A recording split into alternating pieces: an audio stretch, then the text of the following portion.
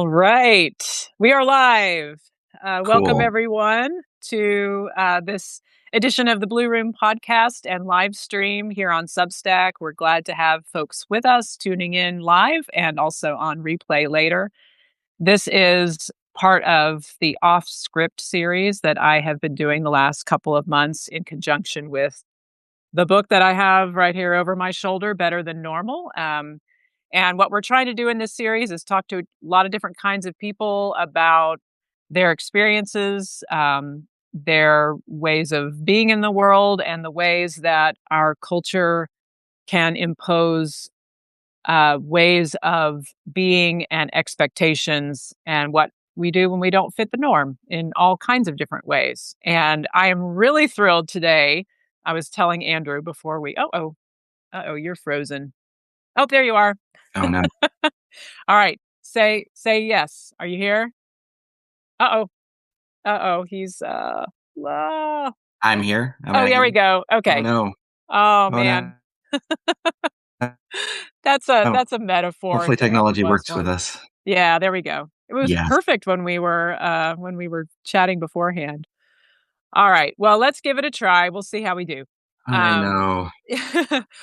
my friend Andrew Plocher is with us. And Andrew, we have known each other a really long time. We are fellow Presbyterian pastors. Uh-oh. We have now. Yes, there we go. All right, we'll see how we do. Um, Andrew is also writing on Substack. Andrew is a pastor who's been serving in a Lutheran church most recently, although you are on hiatus from pastoral ministry, as I understand. Is that right? Yep, I Yeah. am. I'm a freelance pastor, or Oh, man. free range, as I believe you Yeah. used to refer to yourself. Yes. We're having some interference of some kind all of a sudden, which is not good. Um, Okay. I'm I gonna don't know, but yeah. I'm gonna kick you out and re-invite you, and we'll just vamp for a Okay, minute. just Okay. give me just a second. Let me see if I can try Okay. All right. We're troubleshooting. Thank you to those who've joined us. something on my end too. Okay. Okay. Okay. Do you want me to re-invite you, or do you want to troubleshoot what you have first? Let me just try really quick here if I can. Okay. Are you going to kick me out? We're still live, right? We're still live. Do you want me to re-invite you? Here, I'm gonna. Those of you who've joined us, I'm gonna end the live stream. We're gonna start again, and we'll we'll see if that solves. Thank you for giving us a try, and we'll try All again. right. Is All this any right. better? Yeah, it is. Okay. Let's see. Okay. We'll try this. Okay. Okay. I think this is a good metaphor for this series, which is like life is complicated and messy, and we just do the best we can, right? Okay. And Yeah. occasionally This pixelated and frozen. That's right. Exactly. We figure ourselves out. Okay. Glad y'all are hanging with us. Okay. So let me start over because I don't want to miss introducing one of my just favorite people. I've known Andrew Plocher professionally and personally for since 2009 or something. Yeah. Yeah, we were so I've known him professionally through some organizations that we're in together, but also personally because we were in a clergy group for a number of years. And so tell us a little about yourself and where people can find you online, because you are a relatively new Substacker as well. And I want people to I know am. about your wonderful, beautiful writing. So, Well, thanks. Yeah, thanks. And yeah, and I consider you a wonderful friend too. And it's been like it's great reconnecting periodically in different ways. And yes, also how our worlds cross over because it's a small universe. sure is. Um, so yeah, so I geographically reside in Marquette, Michigan, in the beautiful Upper Peninsula. And so my wife is a professor up here, which is what brought us up to this land. Um, I can be found writing at pastorplocher .substack.com. It's Second Psalms is the title of my my writing, but Yeah, I at Plocher, at my last name, is a way to find me elsewhere. To be honest, I'm not much of a social media person. Just gonna give that I disclaimer. respect it. I It's respect it. not really my world, in many Yeah. ways. I also, I stepped in it, a little bit last year in some interesting ways, so I also backed off. Um, Mm, that's a different story, probably not for this yeah. conversation, but, Yeah, we'll pick that up offline. pick that up. But yeah, I've been navigating, the in between, of, ended a 7-year pastorate, in April, did some international traveling with my family, and I'm also a marriage and family therapist. So I've been navigating discernment and figuring out what's next for me. But that's part of my life. But I love the writing, and I really appreciate MaryAnn's writing. Um, Mhm. I'll be honest, I'm only in the first chapter of your new book, so I'm not. Quite all right. But Yeah. I'm definitely appreciative of it as I've been of your other texts, and Thanks. I'm really looking forward to reading the rest of it as well. So Thank you. Well, and I'm telling folks as they join this series as my guests that I want to hear about people's experience. It's not really a podcast about the book per se, but something that kind of can sit alongside it. So no pressure to yeah, read and no pressure to have read it. Um, and thank you for reminding and for letting listeners know about your marriage and family therapy stuff. So as we go through our conversation, you can come from that vantage point or from your own personal vantage point, however you want to kind of enter this conversation. But before we kind of dive in, I wanted to ask, where did Second Psalms come from? Where did that title? How did you land on that? how did I come up with that? Yeah. Well, it started with I've never published these, but like I started writing psalms Mm, um, when when things started. Well, the second Trump administration, hmm and needing a place to find rhythm in poetry, rhythm in writing. Um, hmm I also wrote some pretty bad, pretty well, maybe not bad, pretty interesting punk rock lyrics at the time Hey, too. So, nice. um, but uh, but the Psalms were kind of a way to say, how do I lament? How do I grieve? How do I let out anger? But hmm also, how do I remind myself um, of the beauty in this world and God's creation hmm and the presence and the gift of community and all those things that are also woven into Psalms. And hmm so I think for me, it was Second Psalms kind of was a way to say I'm not trying to do the originals or rewrite them, but that this is a place of navigating those emotions and those hmm and text within the context of the world we live in. Yeah, Um, it's so beautiful. that's kind of where that came from. Mm, yeah. Our Jewish siblings have the idea of midrash, which is not the sacred scripture itself, but the commentary around it and the exploration of it. And when you say Yeah, Second Psalms, it makes me think of that dimension of uh, one degree removed, but still connected to the source and not oh, separate from absolutely. that. Yeah, Yeah, that's yeah. great. That's great. I've always appreciated that perspective, that Yes, understanding of wrestling yes, with text. So right. Good. Well, the place we usually start in these conversations is inviting you to talk about a time that you realized that you were not living the dominant script or the kind of dominant default of what people kind of expect a human being to be like, look like, act like. And was that a sudden moment or was that a slow kind of emergence of awareness? And so, what comes to mind when you think about that? yeah, yeah. I kind of. I mean, that's such a multifaceted question in so many ways because I think like for all of us, we have different layers Right. of of narrative of our own script and what the dominant script is and how it intersects with ours. But I mean, I think the first thing that comes to mind may or may not be less interesting. I don't know, but like is that I'm a left arm amputee. I wear a prosthetic, so but uh, and I have been my whole life. And so Mm. for me, I think there's the how does a one-armed person enter into the dominant script of a two-armed, able-bodied world? Yeah. Um, which is something that for a long time I lived in denial of. Like Mm. I just wanted to be a two-armed person. Like I tried to Mhm. view myself as a two-armed person, which is a really interesting thing. I think many of us in whatever identity we align with, we fake it till we make it, right? Mhm. Or reach a point where we realize we can't do that. It doesn't Mm. work. It doesn't Mhm. function. Um, and so that for me is one that has had different phases at different times in my life. It's impacted how I've understood myself in ministry. I'm also not tall. So like I'm not a tall, handsome white dude with a full body. Um, Mhm. Mm.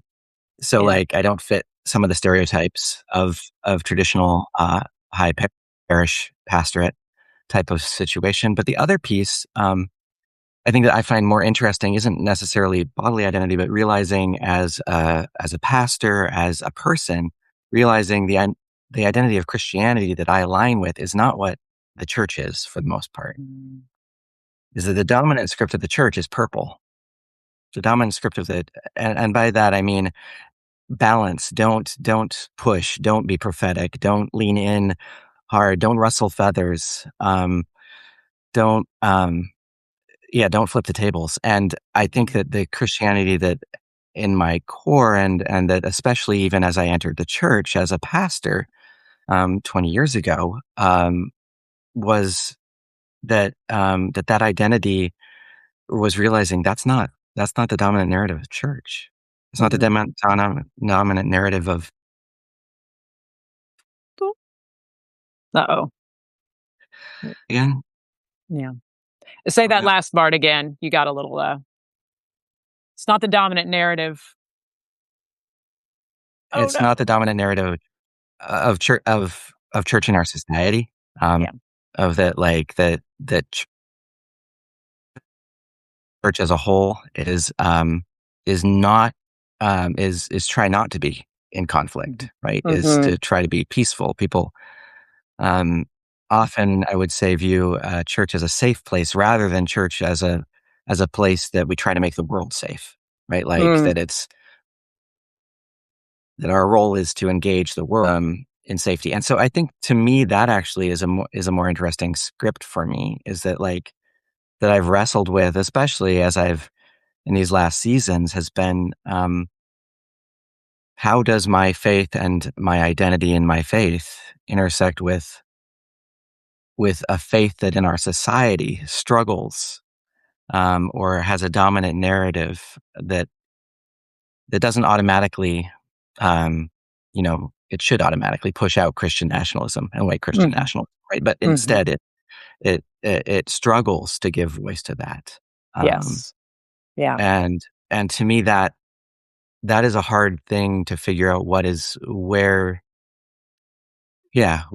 how to navigate that, I guess, Mhm. Mhm. in different ways, um, and some of that is you some with risk with Mhm. those other pieces of that Yeah. Right. gospel's not safe. Mhm. So, Mhm. but Yeah. but I think that to me that's a narrative. The two-handed narrative is an interesting one too. Yeah. I think those are both, yeah. Had the faucets that you had to hold down with one hand while you put your hand Yeah. on Andrew, the other, and I was you're like, "You guys just don't get it." yeah. So, You're but that's just providing, can you hear me? You're providing such pearls yeah, here, but yeah. you're breaking up a little bit, and it's Oh, just I'm breaking my sorry. heart because I just love what you're having to say, and let's just keep going, and those of you who are tuning in will trust Sorry. that we're gonna get what we need from this, because what I love about what you shared is that I think this is the Christianity piece and the seeking to be faithful to the gospel as we understand it. This is the first identity that I think we've brought into this conversation over the course of this series that is chosen, in some Mm. ways. I've talked to another person about disability. I've talked about race. I've talked about I interviewed a trans woman who's a pastor, and Christianity is elective, right? I mean, depending on how you think about it, but our uh, we make a decision to follow in that way, and that will put us at odds. Yeah. But we could also just make a choice to go along and get along, right? And just say, well, let's just keep it safe. Let's just keep it comfortable and not rock the boat. And it sounds like you have evolved in your understanding of your vocation to say that's not the kind of Christianity that I want to uphold and invite others into. Yeah, I think so, and I think that, and it's not that I can't make space for those with differing Mhm. per- perspectives.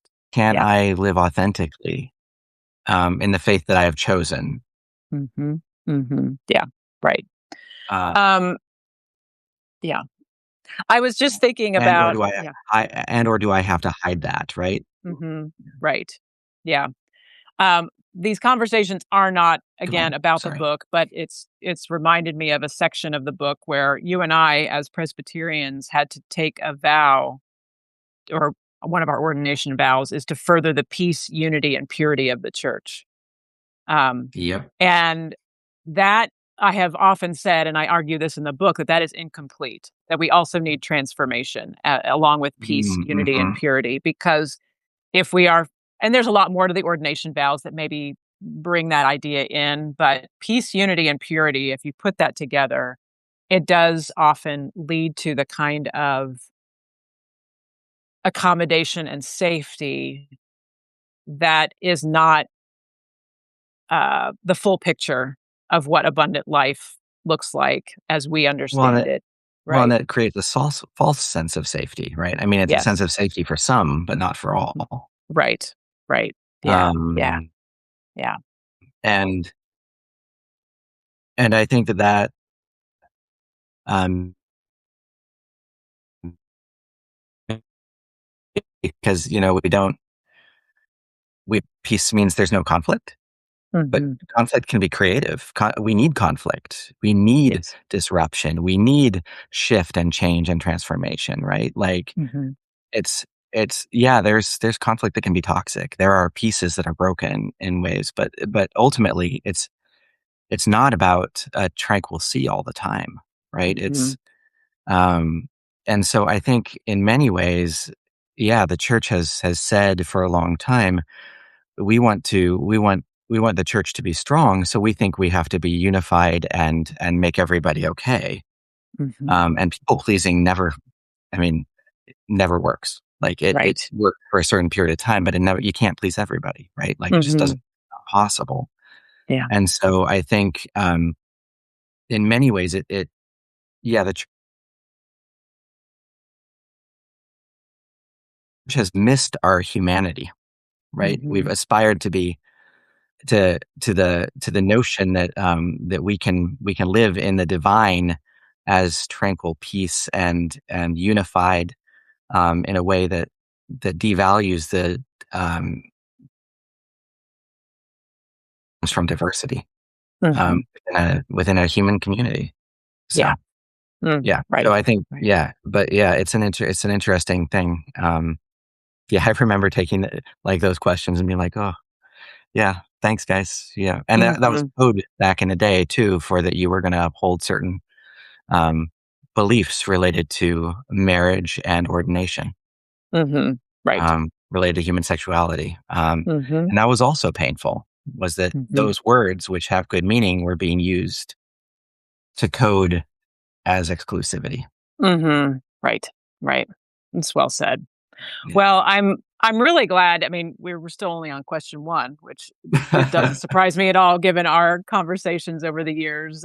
We don't need much to go deep, but I'm curious if you think the two of these, is there a connection between them in the sense of living in a a body that functions differently, does that give you a different kind of vision to see? I'm just curious if there's any, if you've ever thought about how, I mean, who knows, because you're you and you've never not been you. But I'm just curious, if you feel like, and that has been a theme in this series, is, being on the outside in one way gives me a vantage point to the ways that others are othered, and on the outside of what we Yeah. consider the norm. But I'm just curious about that. Yeah, I mean, I think that's worth chewing on. Yeah. Um, in lots of ways. I do think so, in the sense that I think that as I have become more comfortable with difference, um, and I mean that in the sense of my own as well as others. I think that, Mhm. like, we're all on a journey in different ways in relationship to ourselves, but also into how we understand the things that put us in conflict with Mhm. normal, right? Or Yeah, with right. societal. I've evolved in being comfortable with myself and Mhm. difference. It allows me to be comfortable with difference in other ways. So it Yeah. allows me to say the difference of gospel to a norm doesn't have to be uh, a bad conflict, right? Or it doesn't have to be something that I shy away from. It can be Mhm. something that I can lean into as part of who I am and how I see the world. Um, I'll be honest. I think maybe some of this is middle age too. Some of it is also, having gone through the first Trump administration, that there was part of me that after that, there was part of me that was like, I have to stop um, pandering, Mm. like, to the middle. Like, this is not, Mhm. and it doesn't mean that I have to be political in like a partisan sense, but Mhm. um, I can't not say that things are not okay, Mhm. Mhm. Yeah, and to tell the truth as you see it, right? right? Um, Like, I yeah. yeah, Sorry, yeah, yeah, go ahead. yeah, yeah, Yeah. so what, I guess, who, maybe I wanna start here, is, or to continue here, who gave you permission? Like, where did this permission come from to live differently, to be on that journey of self-acceptance, or what makes that harder? And you can, look at any of these identities and issues that we've been talking about, but what makes it easier and gives us permission to live differently, and what makes it harder? What gets in the way of that? Mm, yeah. Community makes it easier. Mm, mhm. Yeah. Um, and I would say community, who have demonstrated that. Mhm. Um, I think of, um, in many ways, the first example was my seminary classmate Jay, who transitioned during seminary. Mm, But at the same time, like, the courage to do that, and mhm, to navigate the narratives of institution, of faith, of and self, and so witnessing others have courage. mm, Um, um, I think being present to others who have experienced some of the same. I think that there is such power in community, especially community when we experience trauma or loss or difference, and are trying to navigate with strength. And I really feel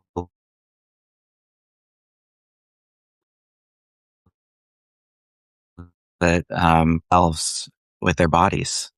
mhm, Uh, uh, mm, uh, um, that that when I speak authentically, that people want to listen, or mhm, that there are people that will disregard it and people that will be upset about it. mhm, Uh, but at the same time, there's also people that are like, no, that's yeah. And I think that so much of it is I think that we live in such a world of isolation, um, Mm, that um, that the opportunity for community around difference and solidarity around identity has the possibility to actually pull us out of identity politics, right? Out of being mm, locked into one thought, one self, but into a place where it's safe to accept the self so that we have the confidence to then actually face conflict and diversity and difference. mhm. And I think that that's something that um, that I've yeah that I've borne witness to in Yeah. community, and I give Mhm, thanks for that. mhm, mhm. Yeah, one of the things that I think about a lot is this idea of intersectionality, which is the idea that different Mhm. identities in the struggle for justice don't do that to the exclusion of other communities that may be distinct. And how is that idea of intersectionality different from, well, we're all just the same inside, right? So it's not kind of and I'm still trying to figure out like what's the metaphor that it's not this, but it's this of like we're all finding our way together, and liberation for one slice of humanity is not liberation unless it's liberation for all of us. But that's not Right. the same as saying those differences don't exist and we should tamp those down in order to have this kind of false sense of unity, which I think you've been Right. rightly critiquing, right? So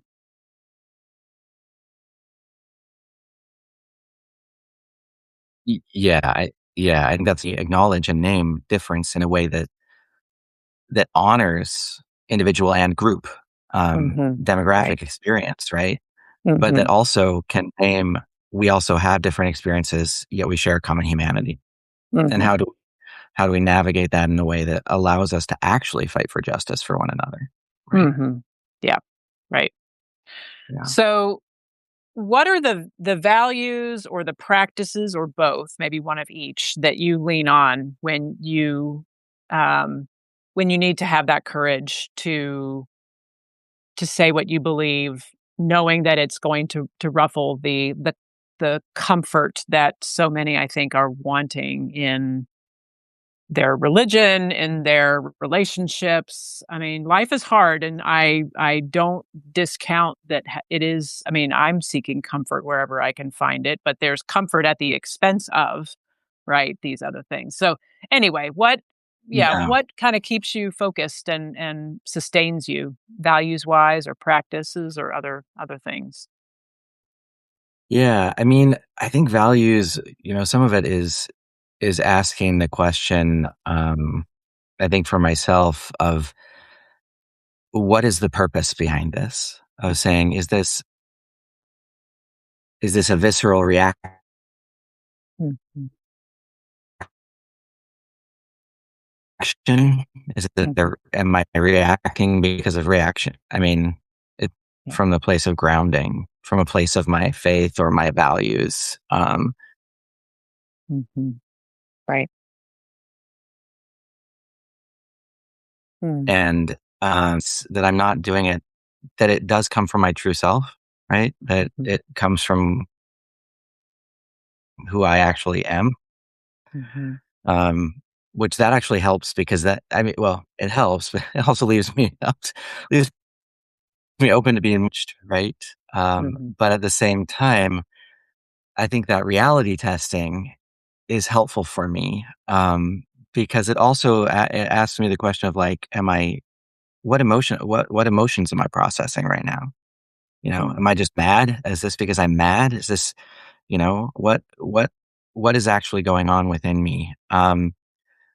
I would say, you know, um, practices. I think some of it is creating space, and for me, some of that is you and I both share some of this, the running, but for me, bread baking, mhm, space where I am navigating um, self.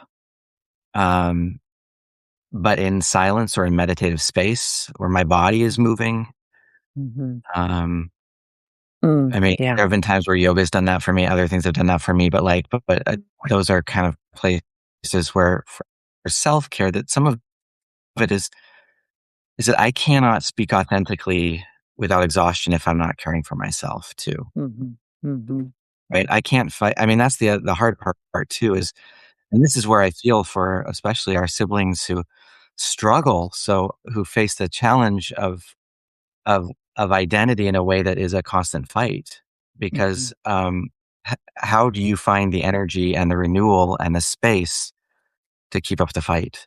Mhm. And this is, to be fair, I think that this is something that our general society has experienced in a different way, especially those of us who identify as liberal, with values being attacked, is the exhaustion Mhm. of this season politically, Mhm.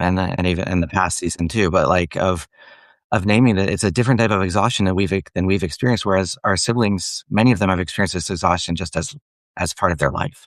Yes. Um, Right. and so for me, some of it is how do I care for myself so that I can face the Mm. Mm. Yeah. exhaustion because it doesn't go away Mhm. necessarily. Right. Yeah, Right. And I loved everything you said there, and it just strikes me as a very therapist, I could see your training coming out there, right? Of, like, addressing the cognitive distortions or even just what am I telling mm, myself about this and how accurate is it, but also getting yeah. involved in integrated with one's body and, yeah, so your training has served you well. So I Thanks. guess final question, what would you say to someone who is right now in that gap, either suddenly or it's always been their reality of who they are versus who society wants them to be, who the culture expects them to be? What would you say to them? I won't call it advice because sometimes advice is not what we need, but um, what would you how would you address someone in that position?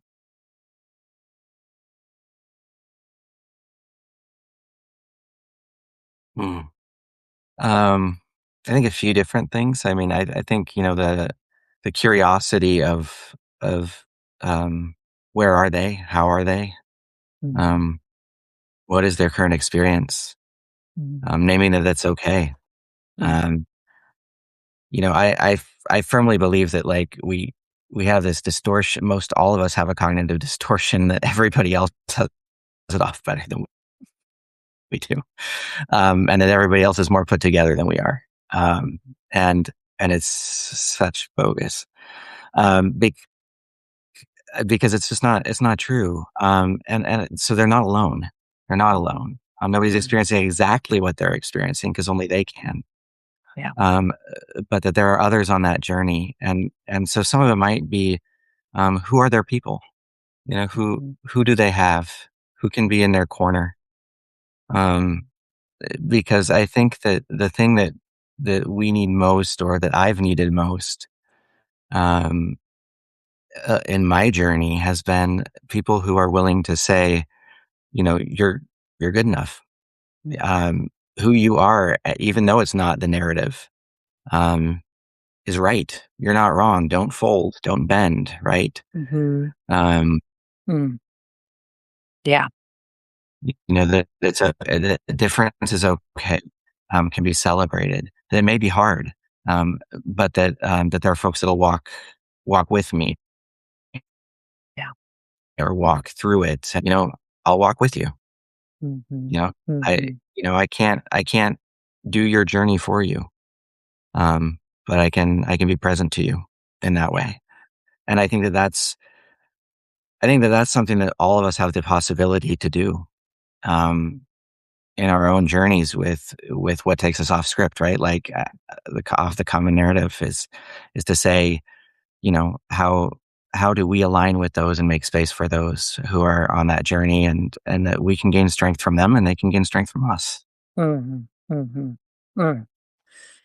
Beautiful. Well, I feel yeah, Um, go ahead. Go ahead. oh, I don't think I wasn't going to say anything. It's Oh, probably okay. a glitch. Glitchy, yes. Yeah. Well, I feel uh, I feel encouraged and sustained for. I mean, when I invite people to have these conversations, I have no idea what's going to come out, and I'm really appreciative as somebody who is also seeking to be faithfully preach the gospel, and also we're all on a journey of greater understanding. So I'm learning as well. And to be faithful to that call, uh, and putting it through the lens of an alternative way of being that is different from the default is really important, because I do think there's a sense that, at least in our public conversation, that um, what it means to be a Christian is uh, there's so much stuff attached to that, and it ain't so. And ours is not a loud or dominant voice, but it is certainly, there's a deep tradition of it, a deep heritage and history, and in some ways, the church, I think, is most itself when it is uh, an alternative uh, to those dominant narratives that are not of that are not of gospel.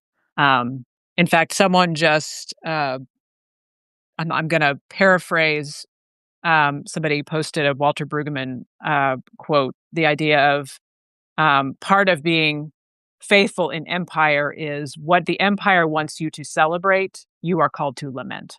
Right? I mean, something Mm, that empire lifts up as, this is great. Let's all cheer mm, and, mhm, mhm, give it our mhm. plaudits. Yeah, Um, the church is often called to say that is a point of lament, not something to celebrate. And it's interesting to think about that in light of our our national birthday a few days ago, right?